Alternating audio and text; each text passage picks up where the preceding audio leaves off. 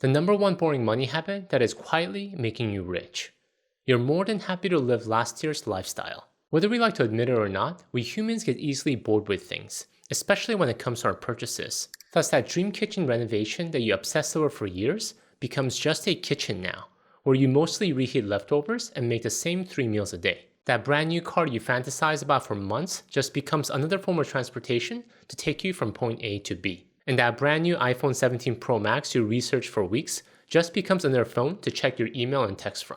Thus, what do most people do? They continuously fantasize about their next upgrade and their next purchase, hoping that the next upgrade will finally bring that life satisfaction, that elusive happiness. This is essentially lifestyle inflation, lifestyle creep at its basics, and one of the key reasons why so many of us have a hard time not buying things we do not need. According to research from lifestyle creep studies, the average American increases their spending by 70 to 100% of every raise they receive. Some take it even further. Instead of waiting until they actually get that raise, that extra money in the bank account, they spend the money in anticipation of that raise. I once had a buddy who worked in investment banking, constantly struggling with money, not because he didn't make enough, but because he got in the bad habit of spending next year's raise this year. Never mind the fact that he was raking in close to $500,000 per year. When you're spending $600,000, when your income is $500,000, the math is pretty straightforward. You're either broke or going to be very soon. But you, my friend, you're special.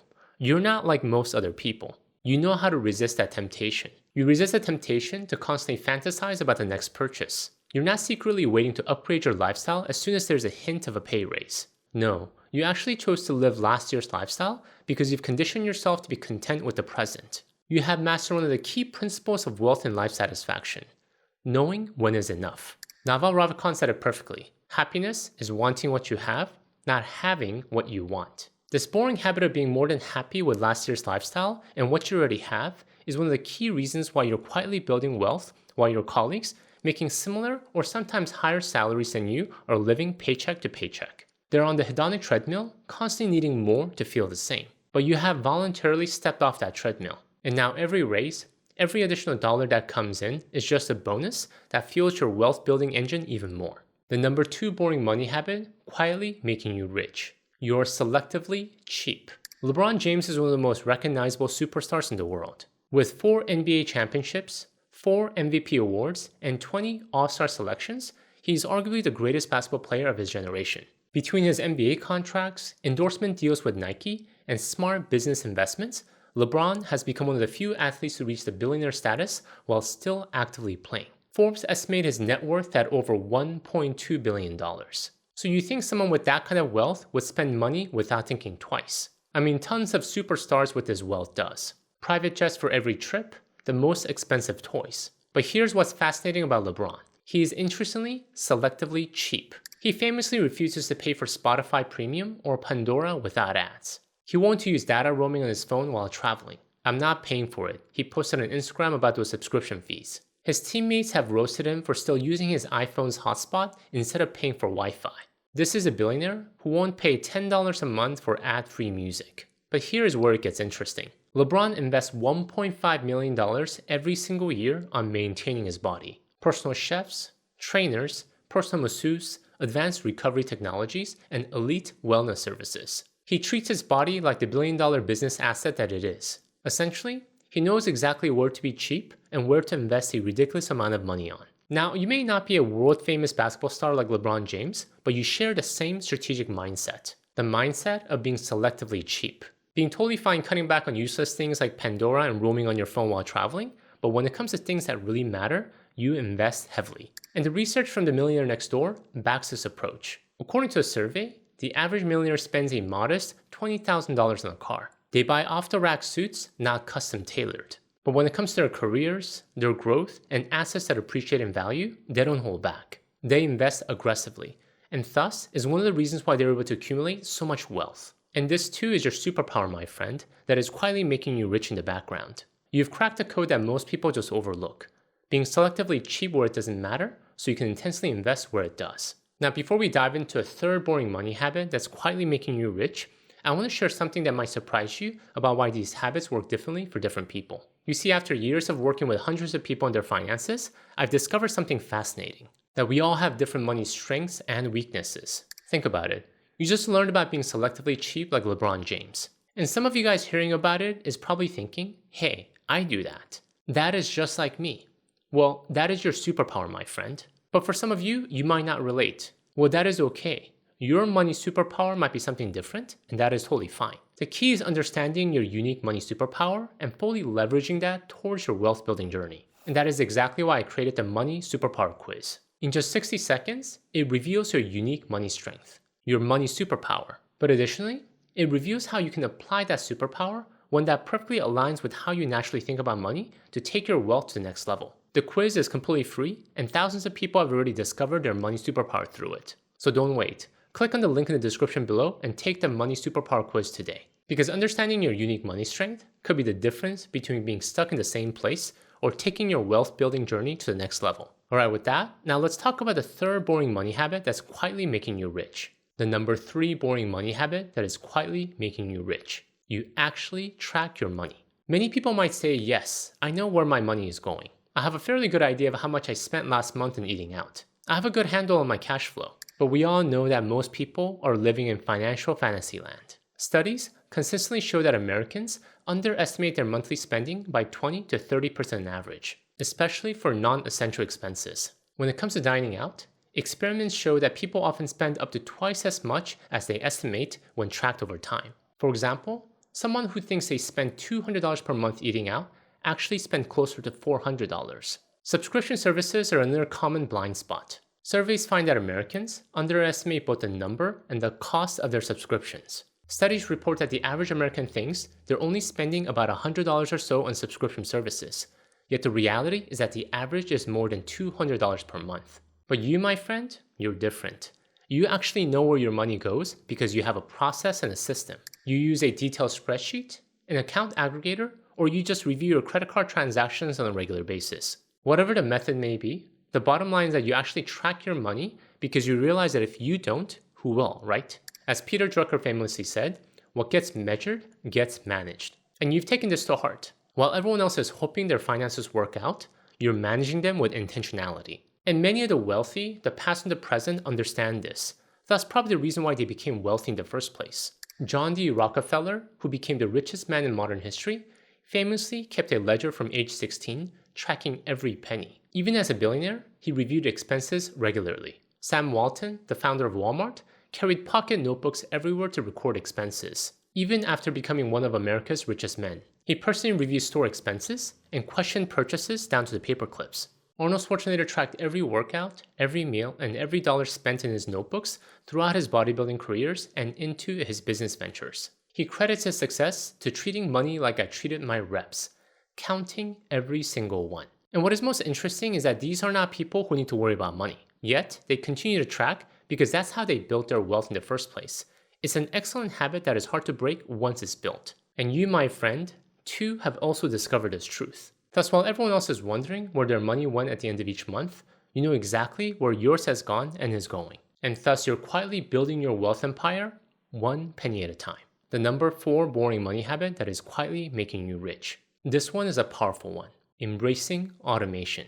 To know where your money is going is one thing, but if you want to really supercharge your path to wealth, this is a habit that you have to master on top of tracking. Automation. The truth is that the average person makes about 35,000 decisions per day. Thus, if we were to leave our good money decisions to our willpower alone, this is a recipe for failure. We can tell ourselves that we'll deposit that extra $1,000 after I receive my next paycheck, but what often happens? Life. The car needs new brakes, your kids need braces, your friend invites you to that weekend outing. And before you know it, that $1,000 that you said you were going to invest is gone. You said, alright, this is a one-time thing. I'll do it next month. But that becomes 2 months, 3 months, and soon it becomes never. But you, my friend, I know, understand this too well about yourself. So you've already stepped in front of it. You put guardrails in place to save yourself from your worst self. You've set up automatic payments on all your bills so you're never surprised by a late fee. You've set up automatic transfers that happen the moment your paycheck hits. Money flows to your 401k, your IRA, your savings account, all before you even see it. You've even automated your annual contribution increases. Every January, your 401k contribution automatically increases by 1%. You'll never notice a difference, but it compounds into hundreds of thousands over time. David Bach, the author of The Automatic Millionaire, found that people who automate their savings and investments accumulated significantly more wealth than those who rely on manual transfers. And we don't need data to prove why. We all know that automation works because it removes willpower, forgetfulness, and human error from the saving process. So congratulations to you, my friend. While everyone else is scrambling, manually transferring money here and there, trying to willpower their way to wealth, your automated system is multiplying your net worth as we speak. The number 5 boring money habit that is quietly making you rich. When it comes to investing, you embrace the basic investment strategy. Yes, that is right, basic. The kind of basic that would make Anna Delvey cringe. This food is like basic, you know? Chips are broke ass. While Anna was pretending to be German royalty, staying at luxury hotels, and flying private jets to maintain an image, you're over here buying boring index funds like it's 1975. No Instagram-worthy investment moves, no crypto bragging rights, no day trading setup with 6 monitors. Your investment strategy is so basic, you could explain it to a 5-year-old in under a minute. I buy a little bit of everything and hold it forever. Done. And you know what? While Anna Delvey is serving time for fraud, your basic investment strategy is making you wealthier decade after decade. Let's review some of the boringest, basic investment strategies that would put even your grandmother to sleep. Instead of trying to pick winning stocks, you buy simple, broad market index funds that track the whole market. Instead of trying to dance in and out of the market in anticipation of tariff changes, interest rate fluctuations, or geopolitical events, you just buy and hold, essentially forever. Instead of trying to buy, rehab, refinance, and cash out 7 different multifamily complexes in 4 different cities, you buy one quality, single-family home and hold it, again, essentially forever. Yes. Are these wealth-building strategies boring? Are you embarrassed to talk about them to your friends who hold fancy jobs in private equity or hedge fund? Well, good. That means you're headed in the right direction. While everyone else is busy trying to look for the silver bullet that doesn't exist, your boring strategy is quietly but effectively building wealth. The number 6 boring money habit that is quietly making you rich. This one takes the previous habits to the next level. Essentially, once you've identified your basic investment strategy and automated your wealth building system, you sit back, celebrate, and do nothing. This is probably the most boringest habit of all, but because of it, your wealth probably benefits the most from it. When market drops by 20% and CNN is running market meltdown graphics 24/7, what do most people do? Most people see what they see on the media as reality and panic. They start scrambling around to see what they need to be doing with their money. And the most panicky of them all tend to do the worst activities. Selling investments when they shouldn't, or buying investment products they have absolutely no business buying. But you? No. You do nothing. You ignore the pointless market news and you stick to your long-term strategy. Even when coworkers are bursting through the doors telling you that they made 400% on some meme stock or 1,000% on a new crypto coin, you still do nothing. And this nothing, this beautiful, boring, profitable nothing is your superpower. Jack Bogle, the founder of Vanguard, put it perfectly.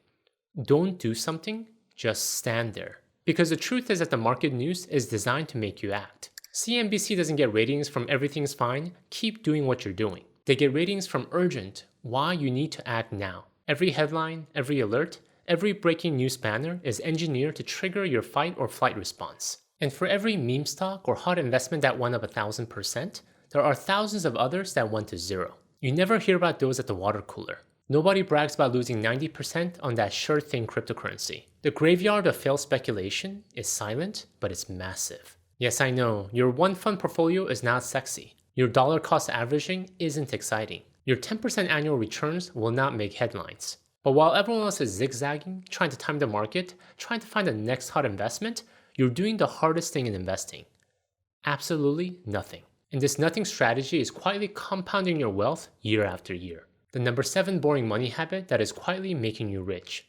The final and the secret sauce that brings it all together. When it comes to a wealth game, you play for decades, not days. Jeff Bezos once said, if everything you do needs to work on a 3-year time horizon, then you're competing against a lot of people. But if you're willing to invest in a 7-year time horizon, you're not competing against a fraction of those people. Just by lengthening the time horizon, you can engage in endeavors that you could never otherwise pursue. And we can apply the same lesson to our wealth building endeavor. While everyone else is competing in the crowded space of get rich by next year, you're playing an entirely different game with almost no competition. Fidelity Research found that between 2000 and 2020, a period including 2 massive crashes, patient investors who just held their diversified portfolio averaged around 7 to 8.5% annually. The average investor who try to time the market, they often saw results 3 to 6% lower per year than patient, long-term investors. And that is the secret sauce.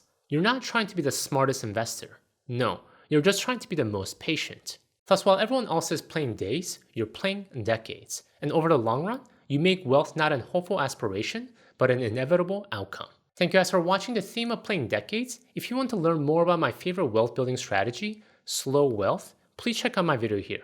Until next time, all the best.